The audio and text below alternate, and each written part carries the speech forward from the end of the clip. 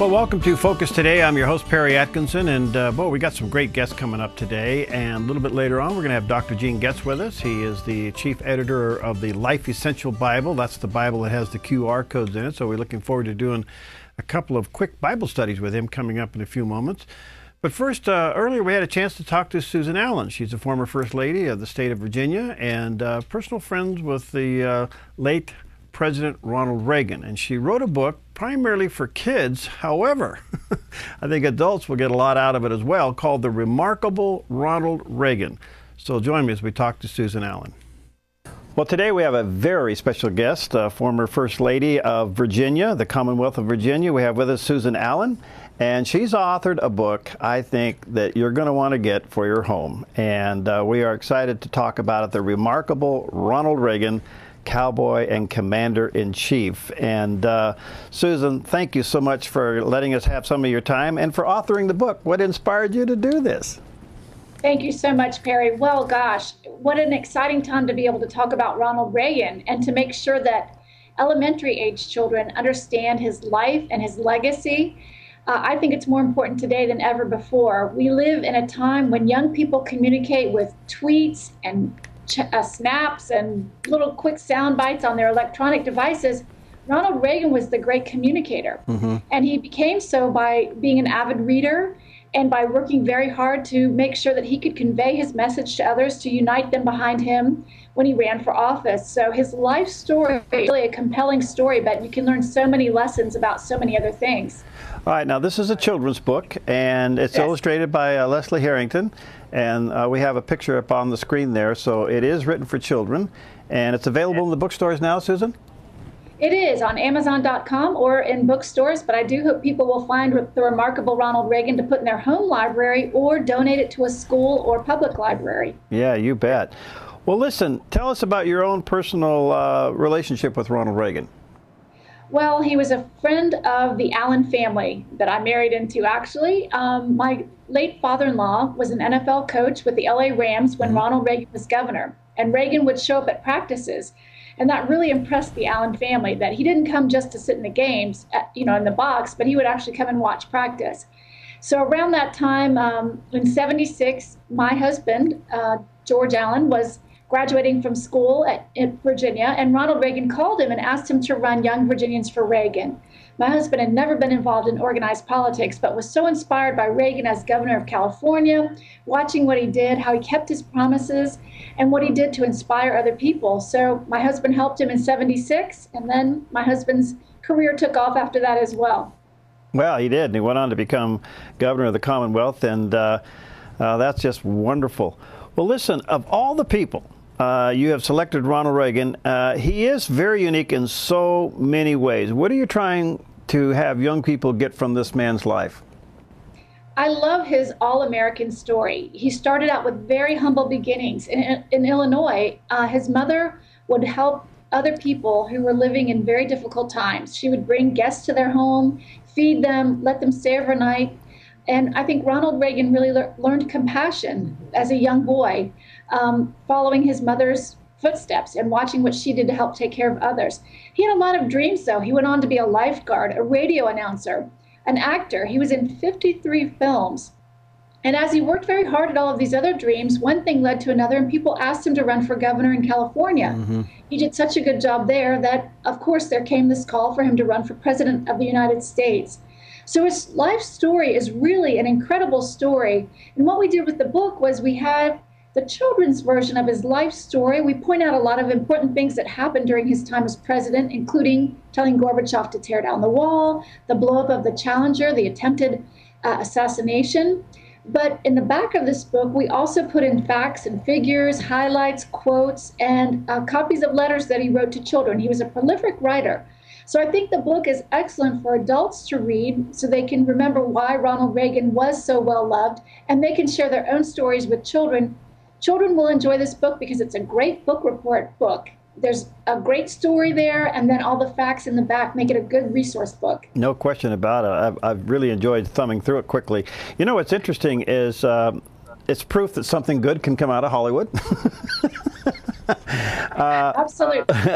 And secondly is that he was obviously known as the great communicator. I want you to comment on that. And yet he had a eyesight problem in reading, and so, but he was able to communicate with such passion. It was a unique gift. He was an avid reader, as many people were in his day, but they say even on a movie set, he could be found backstage reading books. And that's really the start to great communication, is being a great reader. So I encourage young people to read as much as possible. Using their electronic devices is great. It's all well and good. You can get a lot of information there, but there's nothing like reading a book. And Ronald Reagan went on to give wonderful speeches, and he saw that he could motivate people. And so when he had ideas about lifting America up, about making sure that we all had pride in America again, he was able to unite the country with those thoughts and impressions by being an optimist. Another great quality to have as a human being, no matter what your purpose or calling in life is, to be optimistic about it every single day. Ronald Reagan led by example. And I think he was really one of the greatest leaders of our country, not just helping people here in America, but in fact, people around the world. You can still talk to people today who say Ronald Reagan deserves all the credit for being their voice while they were held behind the Iron Curtain or in oppressed lands elsewhere. So Ronald Reagan did, in fact, change the world. No question about it. How did his faith play into his leadership role? Faith was an important part of Ronald Reagan's life. His mother made sure that he and his brother went to church with her every Sunday. Again, she was a very compassionate person and lived out her faith by taking in others who were less fortunate. Ronald Reagan often would write scripture in the margins of his speeches. He would sometimes quote scripture. He didn't have any fear in mentioning God or his faith. And in fact, when the Challenger exploded and he gave this wonderful talk on television that evening to the American people to try to calm them and say, we can't really understand how this could happen, why it would happen, but we know that these astronauts have now touched the face of God. It was his way of comforting the nation at a very difficult time. Mm-hmm. After the attempted assassination, he also felt a renewed surgence in what he needed to do with his life. He felt like God had spared him, and that he needed to get out there and work double time to make things happen so that America would be strong and would be seen as, from everybody else around the world, as the greatest nation on earth. You know, he actually really put meaning behind the phrase, the art of compromise, because he was able to use that to advance his agenda. He was. And the other thing I think very important about a great leader is that they can put their differences aside with a fellow human being and still remain friends. I think it's interesting that 26 years ago, he went over and told Mikhail Gorbachev to tear down this wall. Something very brave and something very brazen. And we have a picture of that in the book. And yet, later on, he invited Gorbachev to come and visit him at his ranch. It was another dream come true in Reagan's life. After 8 years in the governor's mansion in California, he bought a ranch where he could ride horses every day. And he invited family and friends there. He invited Gorby there. And I think that was very telling of the type of man that he was. While he did not agree with communism and what it did to people, he did find that being warm and open with Gorby probably helped the relations between the U.S. and Russia. And so I think there's a tall man behind somebody who can do that. It's a very, very good quality to have. So of all the things when you did the research for the book, what are some of the facts that moved you the most? Well, Reagan's story as a young man is very interesting. We don't always know a lot about how people are raised and the influences in their life.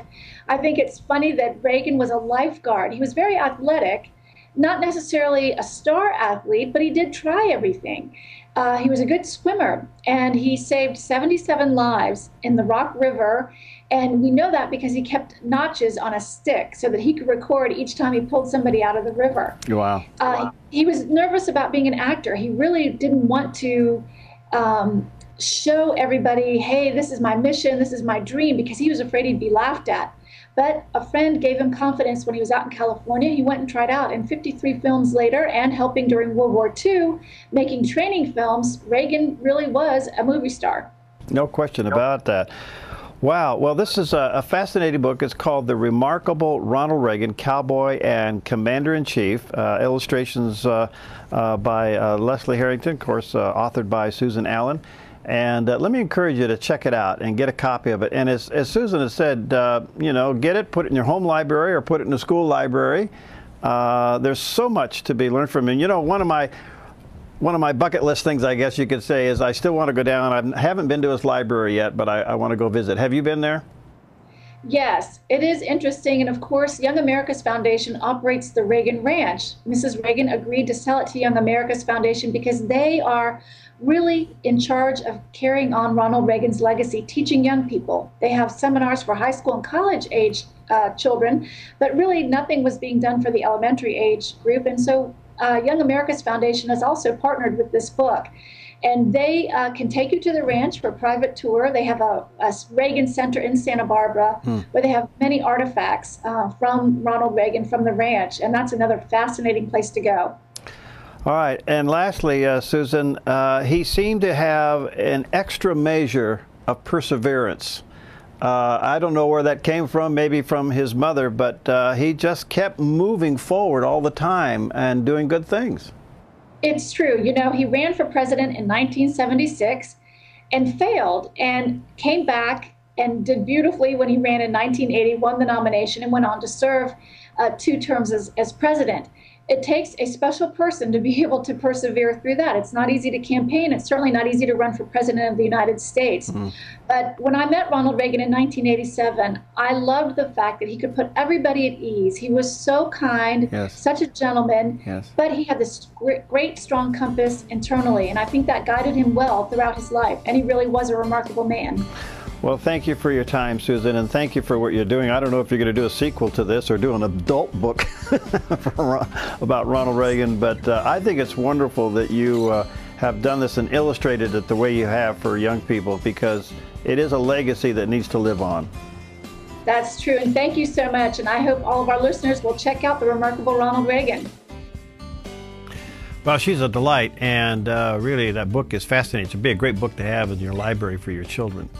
Well, a couple days ago, as you know, one of the highest homicide cities in the nation is Chicago, and they had a ban on certain guns. Well, a judge comes along and lifts that ban. What does that mean? Well, our next guest will talk about it as Focus Today continues. Hi, I'm Paulina, and I work at theDove TV. Did you know that when you support theDove TV, you have a profound impact, not only in our community, but around the world? It's your continued support that takes the inspiration and hope in the programs we produce and makes them available to the thousands of people who are watching these videos online every week. Help bring encouragement and hope to our valley and beyond by making a secure online donation today at our website, thedove.us.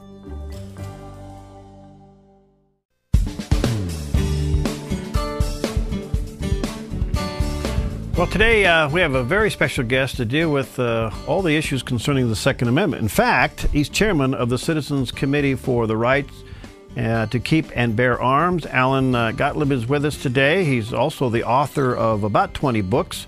He's also the publisher of the gunmag.com and founder of the Second Amendment Foundations. Alan, nice to have you today.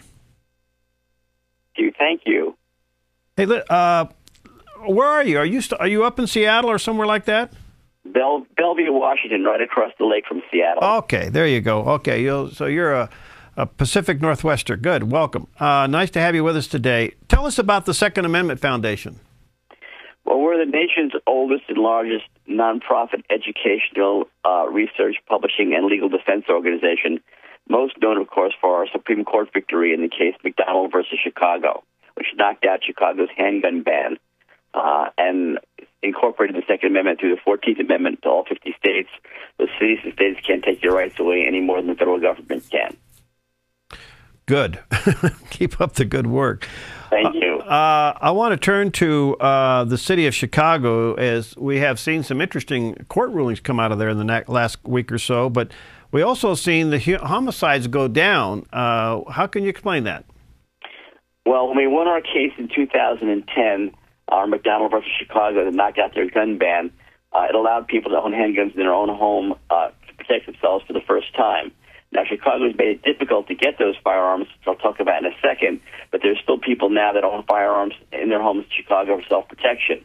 And for the first time now, criminals roaming the streets, picking on people's homes, have to recognize that they might be armed, and as a result of that, the deterrent effect, we're we're seeing a 16% reduction in overall crime in the city of Chicago, where there were 415 homicides in 2013, which was 88 fewer than there were in 2012.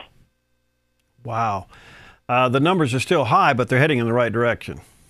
Well, yeah, and of course, this past week, when a federal judge ruled that Chicago's ban on the sale of handguns or allowing gun stores within the city was unconstitutional, that's going to help out a whole lot, too. And, of course, that ruling was based upon our McDonald versus Chicago victory, as well as two other legal victories against Chicago, a Zell case that knocked out their ban on gun ranges. In order to own a gun in your own home, you have to have range training, but Chicago banned gun ranges. We also won a very big ruling in our Moore versus Madigan suit, which knocked out the ban on permits for concealed carry, so people can now get a permit to carry a firearm for self-protection. All those things now are going to help out in future years, lowering Chicago's crime rate. Well, Alan, that's a huge victory, isn't it? Well, it's a string of huge victories. Yeah, we're very, very proud of that. Illinois and Chicago have been one of the states with the most restrictive gun laws in our country. And we've been able to knock a bunch of those out in federal court, all the way up to the United States Supreme Court, and we're really proud of that. Now, is that kind of in a little bit of a holding zone or holding pattern? I mean, the judge has made the ruling, but it hasn't been implemented to see if the city's going to appeal? Well, with regard to the ban on gun stores, yes, that's correct, and I'm sure the city will appeal. But when the appeal will go to the appeals court level, that's the appeals court that has already ruled out of the McDonald case, the Zell case, and the Moore case. So they're going to lose. All they can do is string it out some more. But there's no doubt that eventually there will be gun stores in the city of Chicago. It's amazing, a city the size of Chicago, there's not one place where you can buy a firearm. Wow. Well, that certainly sends a message to the criminals. Yeah, the problem, of course, is criminals are still going to be criminals if Chicago leaves them on the street, but they're more apt now to probably go to the suburbs, so to speak, and leave Chicago and not prey on the inner city people. There's no doubt that guns save lives and is a good side to guns, and if you ban them or you ban people's means of getting the firearm, all it does is allow the criminals to continue to break laws and prey on people. You and I have seen every time the Second Amendment has been attacked, especially if it approaches somewhat of an election year, that the pushback from the citizenry is fairly significant. And do you see that happening in 2014? I do. In fact, I just wrote a column for newspapers across the country.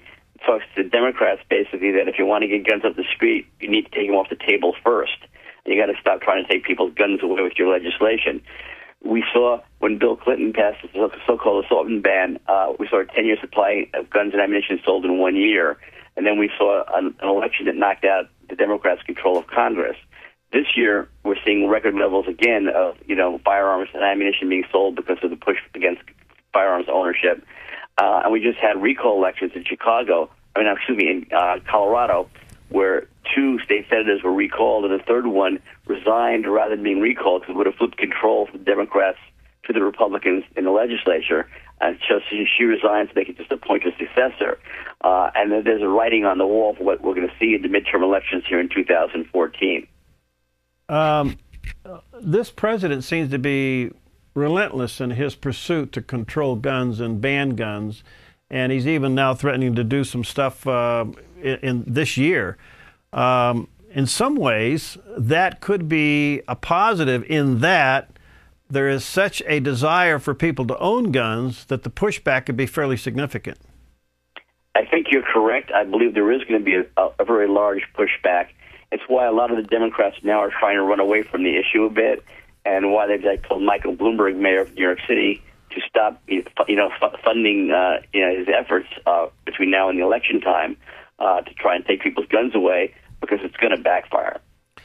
Alan, what's the fundamental issue here? Because most citizens want the Second Amendment to be it's to stay in place and not to be chipped away, and yet there are quite a few legislators, both at the state level, city level, and even national level, who feel that by getting guns out of people's hands, somehow that's the answer to the question. What's the fundamental issue here? Well, of course, the fundamental issue is, when you need a firearm to protect yourself or a means to protect yourself, police response time usually isn't good enough to get there to protect you first before you have to protect yourself. And so for most gun owners, of course, we're taking a look at the fact that lots of people are alive today because they had a firearm to protect themselves and their family from criminal attack. On the other side of the equation, there are a lot of people that believe in people control and really want to tell you how you should live your life and what's good or bad. Most of that is led by inner-city Democratic politicians in very safe districts where they can't lose. So for them to scream for more gun control doesn't hurt them at the ballot box. But the Democrats are, in outlying areas, in suburbs, in rural areas, of course, get beaten up and killed over that. And so as a result, now they're starting to realize that maybe they've gone a little too far in the past year. Do you see any other pending legislations throughout the United States or at state levels that could be pretty threatening? Yes, I do. Michael Bloomberg, of course, is planning on spending millions and millions of dollars on ballot measures in a number of states in the 2014 election cycle, in states where he thinks he can push gun control on the ballot. I think personally that's going to backfire in most states, but nevertheless, that's what he's been trying to do. So we're very worried about a lot of ballot measures that are extremely costly for the gun rights movement to fight back against. All right. Well, thank you for your work. How do people communicate with you? Well, probably the easiest way to see what's going on is to go to the Second Amendment Foundation's website at saf.org, samalphafrank.org, or just put Second Amendment Foundation in your browser, and we'll pop up. And all these legal cases we just talked about are on that website. All right, great. Thank you, Alan, for your work, and keep up the fight, and keep us informed, will you? Thank you very much, Perry. Good to be with you. All right, nice to see you. All right, we'll take a quick break. We'll be right back. Hi, I'm Daniel, and I work at theDove TV. You know, compared to Portland, Seattle, and LA, Medford might be considered a small market, but at theDove, we're excited about the opportunity to make a big impact right here in our community. And you help make that happen. Did you know that more than 90% of our income comes from people like you? You can help us now by making a secure online donation at our website, thedove.us, or by phoning 541-776-5368.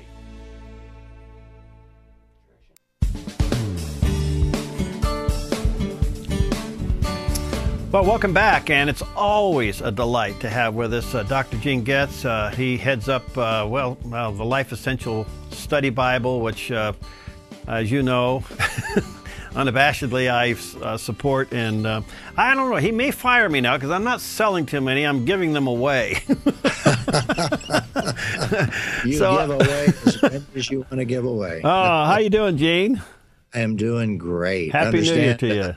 Well, you too. Understand you got a little rain out there, which we have here, but it's a lot warmer than it was. Yeah, actually, We're in a drought, but this little rain is really welcome. Hey, I just want to say to you and your staff and your team, thank you for your generous gift to the Dove. It meant so much to us. It really did, and it just was deeply moving for me personally. Thank you. Well, you're welcome, and I hope it perhaps motivated some others to share in that exciting project. By the way, I love your new table there. Oh. You're always commenting on my shirts. I'll comment on your table. Well, thank you. Thank you very much. Well, I have to tell you, as you know, we've ordered quite a few of these. I keep giving them away, and people just love these Bibles. And there's a picture of it there on the screen, the Life Essential Study Bible. And I think it's one of the great resources of our day.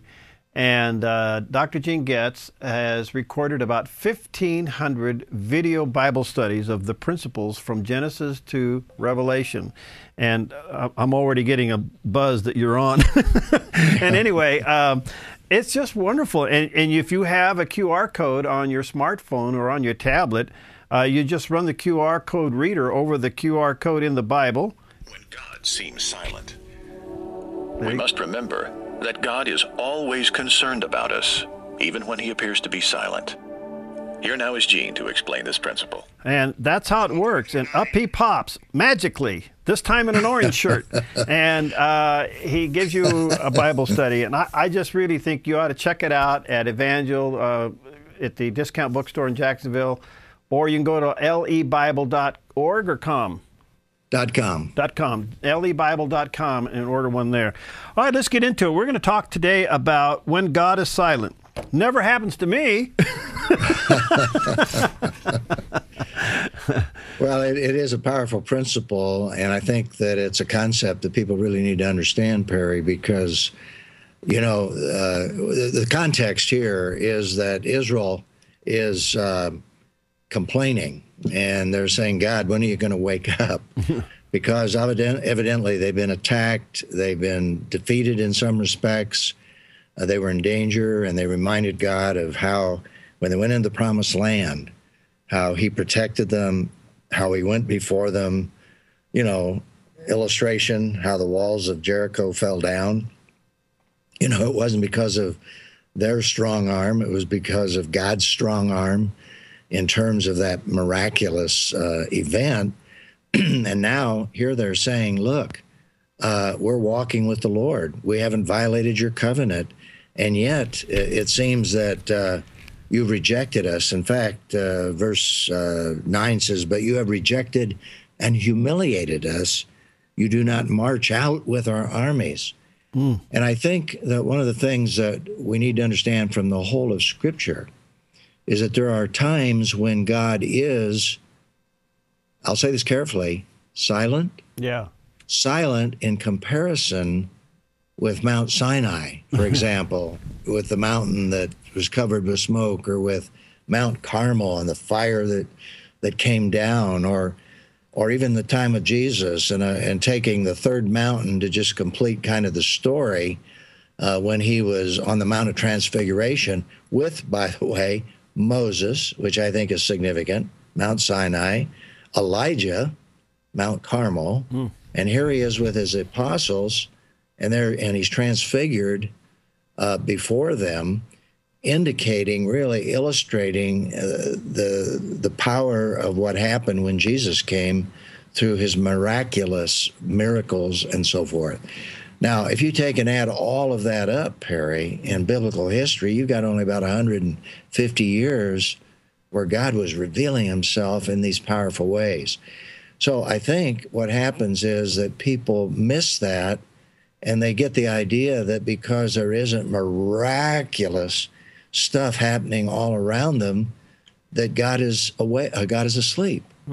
And that's why the principle reads, and I worded this as carefully as possible, that we must remember that God is always concerned about us, even when he appears to be silent. And boy, you know, I had an experience of that just recently where I got a call, found out about a horrible situation in Indianapolis, Indiana. Happened to be a relative of mine, a very successful landscaper.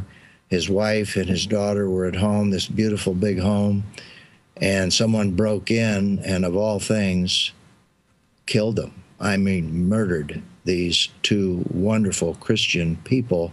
And the father, my cousin, comes home to this and finds them bludgeoned to death. Now, I went to that funeral, and the interesting thing is, by the way, that that day of the funeral, they captured this 20-year-old man who had been a former employee 6 months before, who had been removed from his job because of horrible incompetence. And he carried a grudge for 6 months and decided to kill these two lovely people, the wife and the daughter. And you know, you could say, where was God? Where was God? Wow. Well, I tell you one thing, Perry, if you were at that funeral, I've never been at a larger wake in my whole life the night before, with people paying their respects, and then the service. God was there, but he was there through people.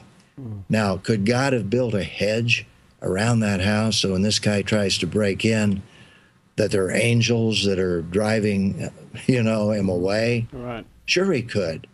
God did that kind of thing, but he didn't. He's not chosen. Now, we would like to say, why did that happen? Well, we don't know. We know evil is in the world, but we cannot say that God wasn't there and God is not concerned. That's the encouragement that comes from the Word, and, you know, from people who know Christ and who believe in Romans 8:28 in the spite of that horrible, horrible tragedy. So anyway, that's just kind of a overview, I think, of what we're talking about here. Well, boy, what a heart-wrenching story, Gene. Yes. I think if you do any amount of counseling, you'll hear this in people's lives. It just seems like God is quiet. He's not talking. I read, I pray, I go to church, I do all these things. He just doesn't seem to be responding. What do you say? And that's a reality. Yeah. And there are times, Perry, where in those cases, I just have to say and be honest and say, I don't understand.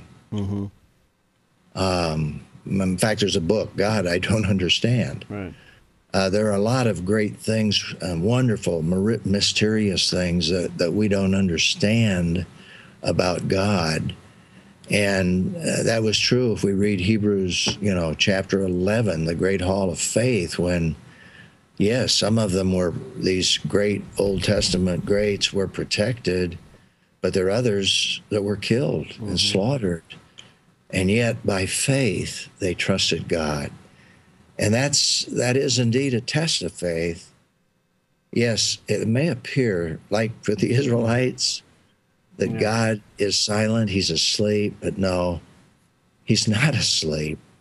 It's just that we have to trust him in those difficult times and build each other up and encourage each other during these times that appear to be silences of God.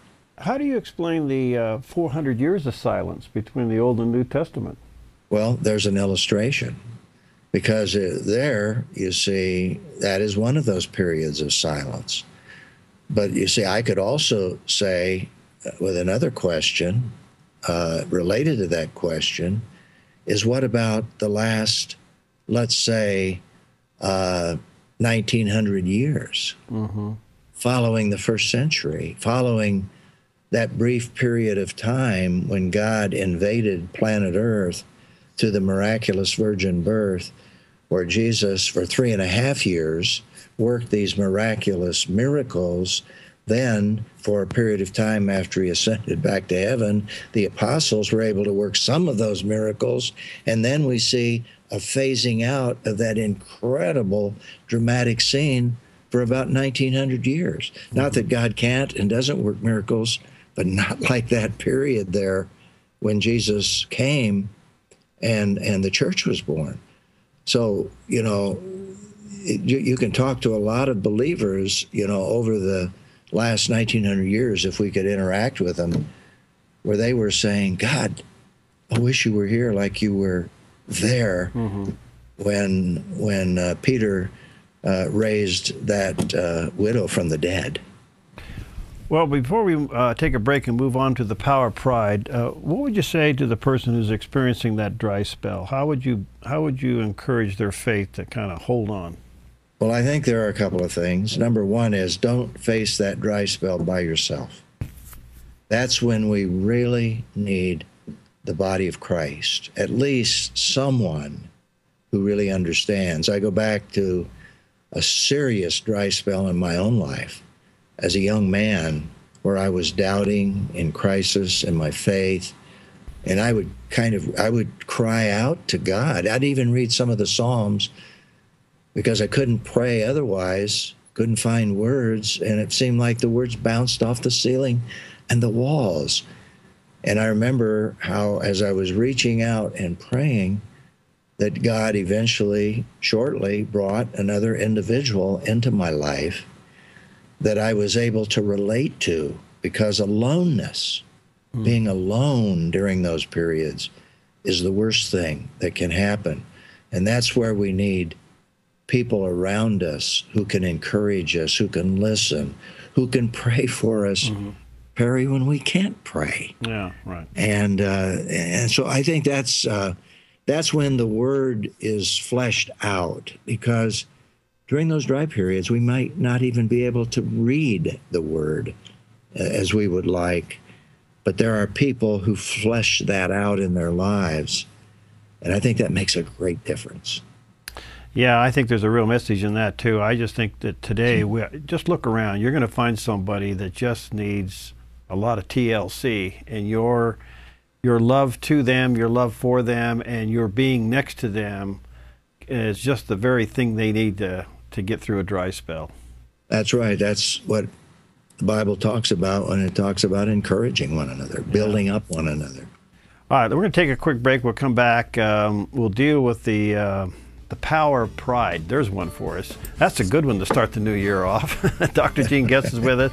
And again, it's the lebible.com if you want to get one of these or check it out at Evangel. It's really a tremendous resource full of these lessons. And actually, Gene, as he's popped up on our Skype today, he actually pops up on your smartphone or your tablet and gives you a 5 to 10 minute lesson on these principles. We'll take a quick break and we'll be right back. Hi, I'm Paula and I work at theDove TV. Every day we get letters and emails from people who've been encouraged, blessed, and challenged by the programs on theDove TV. But we couldn't do it without you. Did you know that more than 90% of our income comes from people like you? You can help us continue to bring inspiration and hope to our community by making a secure online donation at our website, thedove.us, or call us at 541-776-5368.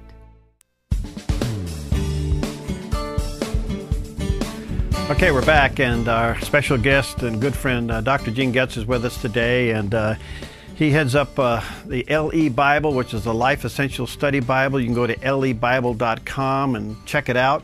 In order one, check it out at Evangel. And I tell you, this is an incredible resource. And I got to be careful here because I get accused of being a little too zealous here, Gene. And like I said, I don't know how many of these now we've bought from Gene, and I've given them away, and every time I give one away, people are stunned, and I've had people call me back and say thank you because it's such an incredible resource. It has about 1,500 studies of principles from Genesis to Revelation, and it's all on a QR code. If you put a QR code or a QR reader on your smartphone or your tablet, you just run it over the QR code like I've done, and up pops Gene, and he'll give you anywhere from a 5 to 10 minute Bible study on one of those principles. And the one principle, the power of pride. When we create embarrassing situations for ourselves, we must avoid protecting our pride by engaging in actions that we know are wrong. Here's Dr. Gene Getz. Well, we have an incredible illustration. Of course, that's the audio of it, and he actually was a video there on my smartphone and tablet. And so, Gene, let's get into this, the power of pride, and I think we need this lesson. We all need this lesson. Oh, yeah, we really do, because that's why Satan was cast out of heaven. All right. And I think where it all began in terms of the power of pride, we see that right from Genesis through the book of Revelation, even to those that are under incredible judgment from God, and God's giving them another opportunity, and they still deny God. Pride is a powerful, powerful tool in the hands of Satan, and because of sin in the world, it's a part of who we are. I mean, it's our tendency. We see that in the garden when Adam and Eve rationalized and put the blame somewhere else. I mean, we see pride immediately taking over once sin entered into the world. But here in the New Testament, where I outlined the principle that you just played there, is basically out of a very extreme situation where King Herod had put John the Baptist in prison because John had directed some very strong statements at him because he was living in an adulterous relationship. And so he put him in prison to silence him, but he still respected him. And but he was throwing a party one night. Now, Herodias, the wife, the illegitimate wife, was incredibly angry, carried a grudge, horrible grudge. And there was this party one night where her daughter was dancing in probably a very lustful type of exhibition that stirred him up. And so he says, I'll give you up to half my kingdom. I'll give you whatever you want. And so she goes to her mom and says, what could I ask? And she asked for the head of John the Baptist. Well, the fact is that he was grieved about, as drunk as he was, he realized that this was unbelievable request. But if you look at the text, it really reads in verse 26, leading up to that principle, though the king was deeply distressed because of his oaths and the guests, he did not want to refuse her.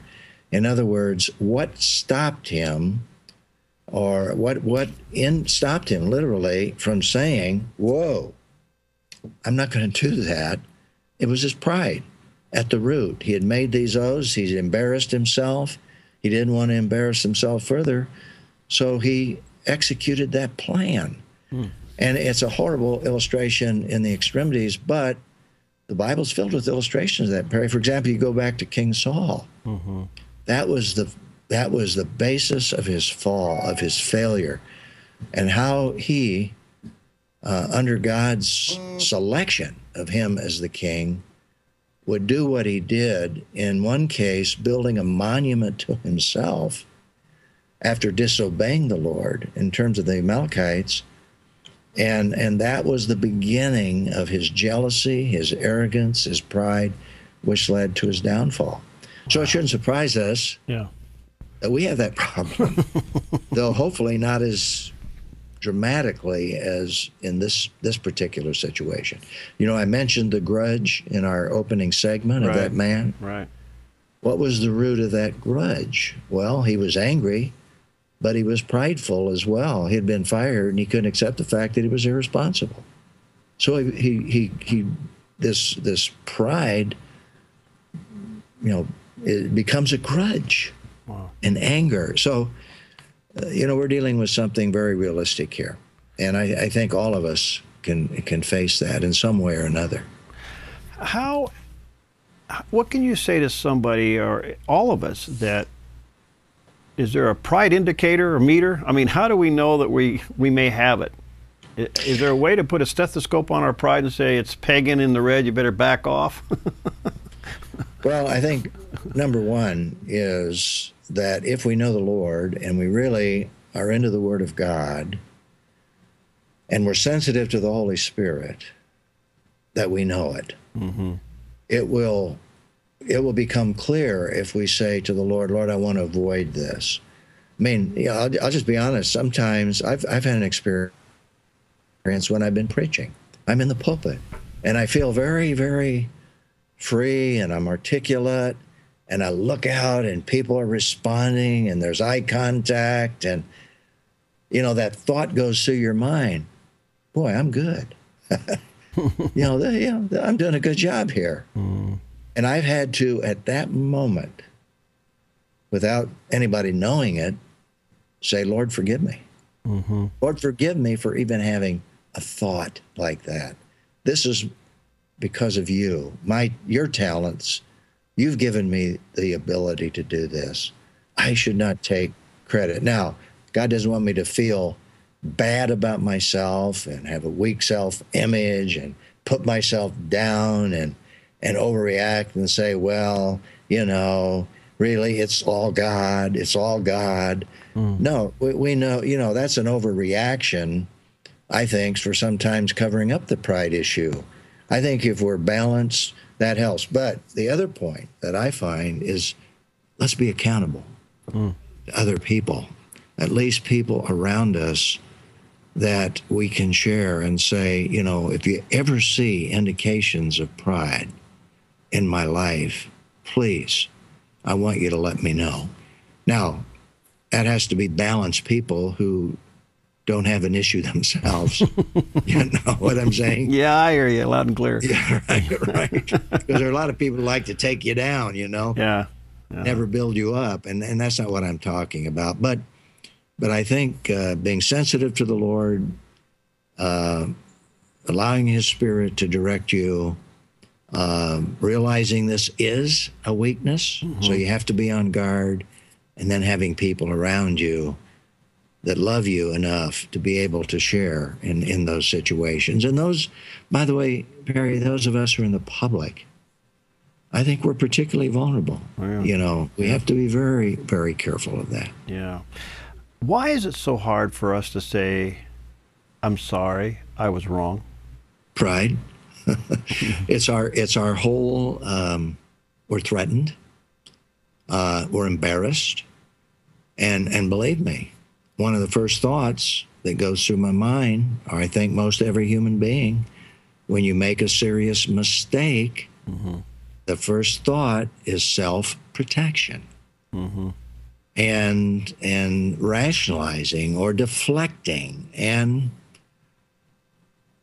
cautiously, we see this from the top levels of the land in leadership in terms of pride and not taking responsibility when we're wrong and just stepping forward and saying, I made a serious mistake.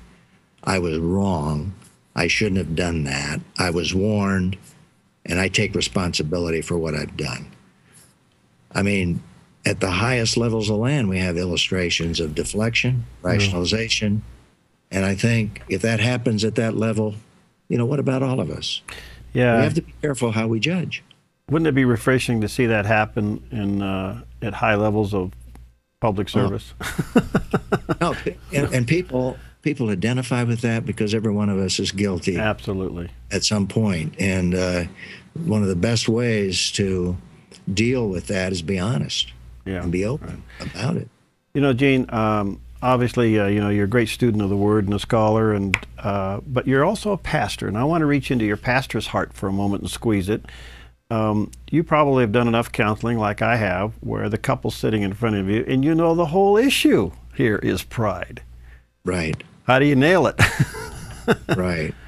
Well, I think one way you can deal with that issue is not just through a preaching, exhortatory approach, but I would look for opportunities in counseling where I see that the husband is prideful, the wife is prideful, is to dip into my own experience at the right moment and say, let me tell you a story about myself. In terms of pride. For example, when one time as a young husband, my wife wanted to do something and I said, we're not going to do it. And I knew that the reason I made that decision is I wanted to prove that I was the head of the household. Well, the fact is, it turned out that she was right and I was wrong. And fortunately, God gave me the grace to come back and say, sweetheart, I should have listened to you because it was a dumb decision on my part. I think sometimes if you can just insert an illustration, it just opens people up to be vulnerable. And I was in a meeting just this week with two people, two women who were sharing about experiences. One was very vulnerable about her sister and her relationship. And I could tell the other woman was listening very intently, started asking questions. Well, lo and behold, she was identifying with what was happening, and then she became vulnerable. The next one, the vulnerability went deeper to the fact where they were really ministering to each other in relationship to how they were handling the situation. So, you know, we can't predict those things, but ultimately, it's the Word fleshed out through our lives, opening the door to say, boy, isn't it interesting? Let's look at the Word here. Yeah. And let's see what God says about this. I only got about 30 seconds left. It seems to me with this high-tech world that we live in, Gene, it's made us all narcissistic in some ways. You know, it's all about us. It's Facebook is about us, and LinkedIn is about us. If we're not careful, yeah, and then the pride can sneak in there.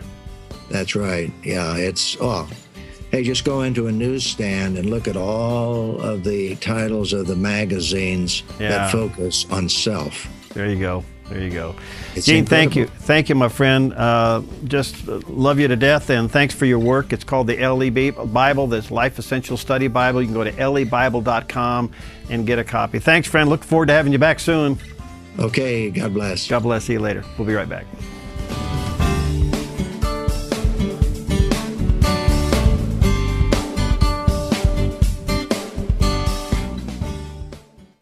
Hi, I'm Jim, and I work at theDove TV. Every weekday between 6 and 8 a.m., our award-winning news and sports team bring you the best morning show around. It's live, it's honest, and it's a whole lot of fun. and you help make it happen. Did you know that more than 90% of our income comes from people like you? You can help us continue to air local programs that share your voice by making a secure online donation at our website, theDove.us.